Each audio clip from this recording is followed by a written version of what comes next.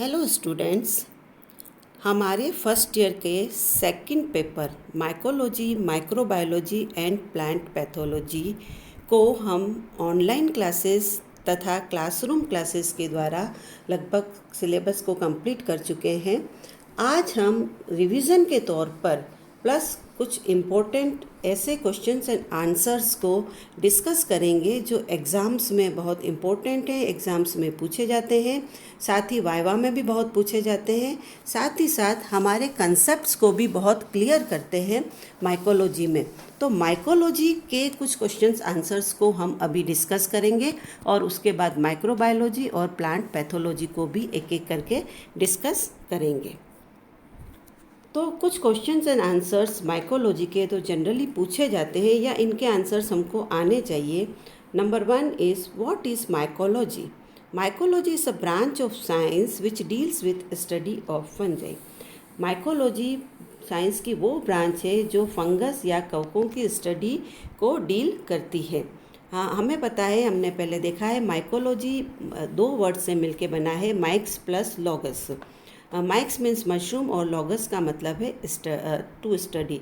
तो mycology is the study of mushroom, ये पहले कहा जाता था, मगर अब इसको ब्रॉड सेंस में फंगस की स्टडी के लिए यूज़ किया जाता है। वेदर फंजाई आर प्रोकैरियोटिक और यूकैरियोटिक। तो हमें अच्छी तरह से लक्षण पता है कि यूकैरियोटिक ऑर्गेनिज्म वो होते हैं जिनमें सही या वास्तविक प्रकार का न्यूक्लियस पाया जाता है। जैसे कि इसमें न्यूक्लियस के चारों तरफ न्यूक्लियर मेम्ब्रेन होती है, एटीएस टाइप का राइबोसोम होता है, प्लस इसमें डबल मेम्ब्रेन बाउंड स्ट्रक्चर होते हैं, इसलिए फंजाई यूकैरियोटिक है। Tell about 2 important characters which indicate that fungi are plants. कुछ ऐसे इम्पोर्टेंट कैरेक्टर्स बताओ जो ये बताते हैं कि फंजाई प्लांट्स हैं या पादप की श्रेणी में हैं। तो प्रेजेंस ऑफ सेल वॉल और एब्जॉर्प्टिव टाइप ऑफ न्यूट्रिशन, ये 2 इम्पोर्टेंट कैरेक्टर हैं जो कि बताते हैं कि फंजाई प्लांट्स हैं। जबकि फंजाई में क्लोरोफिल नहीं होता है और ये विषमपोषी प्रकार के होते हैं, ये अपना भोजन खुद नहीं बना पाते हैं। और प्लांट से विपरीत फंजाई में काइटिन की सेल वॉल होती है, जबकि प्लांट्स में सेलुलोज की सेल वॉल होती है। तो ये कैरेक्टर्स ऐसे हैं जो फंगस को प्लांट से अलग भी करते हैं। Who is considered as father of mycology? Antonio Micheli. Antonio Micheli को फादर ऑफ माइकोलॉजी कहा जाता है क्योंकि इन्होंने सबसे पहले बताया था कि फंजाई आर जो फंजाई है उसमें स्पोर्स होते हैं and that spores are reproducing units, और यही स्पोर्स जर्मिनेट करके नए फंगस का माइसीलियम बनाते हैं। इसके पहले ये माना जाता था कि प्रकृति के प्रकोप के परिणाम स्वरूप फंगस पैदा होती हैं। तो इन्होंने सबसे पहले बताया कि स्पोर्स से जर्मिनेट होते हैं फंजाई, इसलिए एंटोनी माइकेली को फादर ऑफ माइकोलॉजी कहा जाता है। How slime moulds are different from true fungus? Slime moulds में सेल वॉल नहीं होती है और इनमें होलोजोइक मोड का न्यूट्रिशन होता है, इसलिए इनको ट्रू फंगस से अलग रखा जाता है। फिर भी इनको फंगस में रखा गया है क्योंकि ये स्पोर्स के द्वारा जर्मिनेट होते हैं। Tell a name of the fungus which is non filamentous.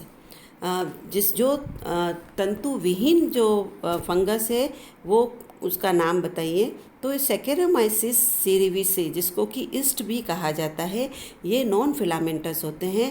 Fungus में केवल यही ऐसा फंगस है जो कि यूनिसेल्यूलर फंगस होता है और इसको हम ईस्ट भी कहते हैं।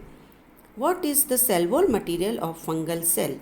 फंगस की सेल का सेल वॉल मटीरियल काइटिन का बना हुआ होता है और कभी कभी एक्सेप्शनली सेलुलोज का, जो कि ओमाइसिटीज में है, बाकी सेल वॉल काइटिन का मिलता है। What is a coenocytic mycelium या संकोशिक कवक जाल क्या है? तो it is an aseptate mycelium which is hollow tubular structure.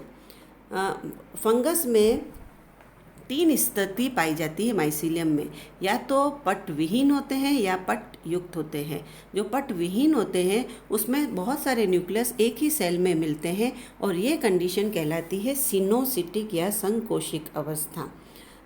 दूसरे जो माइसिलियम होते हैं वो पटयुक्त होते हैं, जिनमें साधारण पट या डोलीपोर सेप्टम ढोल छिद्र पाए जाते हैं। तो primary septum is a characteristic feature of which group of fungi, किस ग्रुप में फंजाई के किस ग्रुप में प्राइमरी सेप्टम पाया जाता है, तो ये है ascomycetes. And what is dolipore septum? Dolipore septum डमरू के आकार का सेप्टम पोर होता है जो कि ऊपर से पेरेंदिसोम के द्वारा ढका रहता है। What is a hypha? It is a filamentous structure which is basic unit of fungus thallus.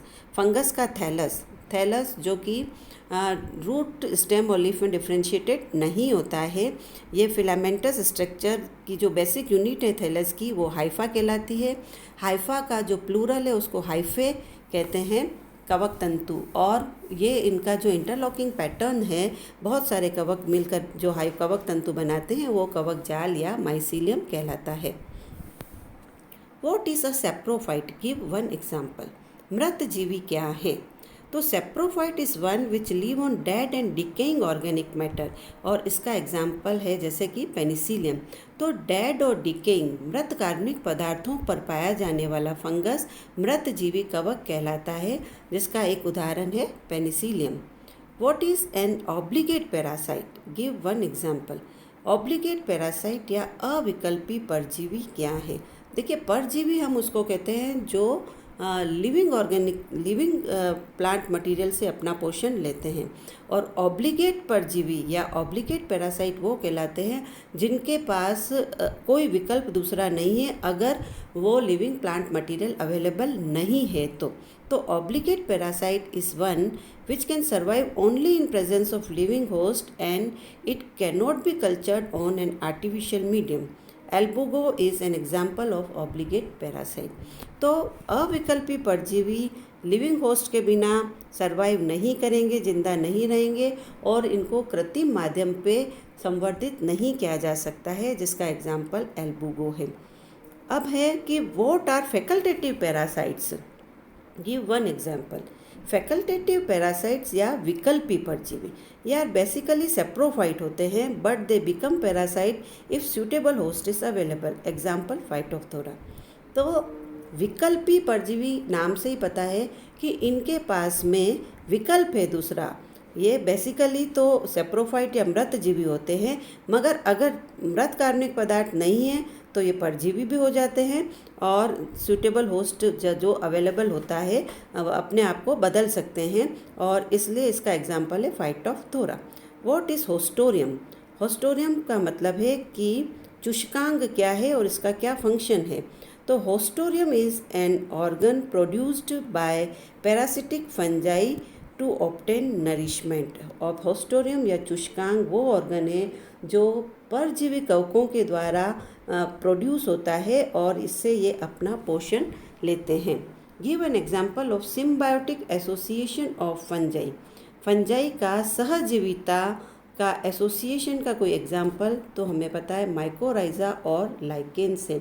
Mycorrhiza में फंगस उच्च पादपों की जड़ों के साथ में सहजीविता दिखाता है, और लाइकेन जो है वो ये फंगस और एल्गी का सिम्बायोटिक एसोसिएशन है।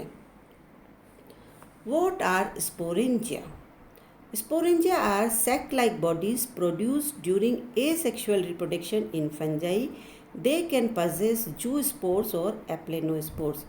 ये एक सेक लाइक स्ट्रक्चर है, बॉडी है, जो कि फंगस में अलैंगिक जनन के द्वारा प्रोड्यूस होती है, और ये जू स्पोर्स या एप्लेनोस्पोर्स बनाते हैं। जू स्पोर्स उन्हें कहते हैं चल बीजाणु, जिसमें कि फ्लैजिला होते हैं, और एप्लेनोस्पोर्स अचल बीजाणु होते हैं, नॉन मोटाइल होते हैं, इनमें फ्लैजिला नहीं होते हैं। Give an example of a flagellated fungus. कौन एग्जाम्पल दो जिसमें कि फ्लैजिला या कशाबिकाएँ पाई जाती है, तो एल्बुगो इसका आंसर है। Tell about some asexual spores produced by fungi. Asexual spores produced by fungi are zoospores, aplanospores, conidia and uridospores. Tell about a group of fungi, thallus, of which is diploid. वो fungus का thallus का group बताइए fungus का जो कि diploid या द्विगुणित है, तो ऊमाइसिटीज। देखिए, फंगस में बाकी सारी क्लासेस जो हम 9 क्लासेस की बात करते हैं फंगस में, हमने एलेक्सोपोलस का क्लासिफिकेशन देखा है। उन 9 क्लासेस में जैसे हम देखते हैं कि ओमाइसीट्स एक ऐसा क्लास है जिसमें कि फंगस का थैलस डिप्लॉयड पाया जाता है। बाकी सारे फंगस के थैलस हैप्लॉयड होते हैं, अगुणित होते हैं। उन सब में जाइगोटिक मियोसिस पाया जाता है, जबकि ओमाइसीट्स में गैमिटेंजियल मियोसिस पाया जाता है। What is heterotroph? हमने बताया कि हेट्रोट्रॉफ्स वो हैं जो कि अपना भोजन खुद नहीं बना पाते हैं, विषमपोषी हैं और ये अपने भोजन के लिए दूसरे पर निर्भर करते हैं। तो इस तरह से आज हमने ये कुछ क्वेश्चंस एंड आंसर्स कंप्लीट किए हैं। इसके बाद हम फिर कुछ और क्वेश्चन आंसर्स देखेंगे। आप इनको अच्छी तरह से पढ़ लें, समझ लें। हम एक एक करके सीरीज़ इसकी चलाएंगे ताकि हमारा रिवीजन भी हो जाएगा और कुछ इम्पोर्टेंट पॉइंट्स कवर भी हो जाएंगे। Thank you.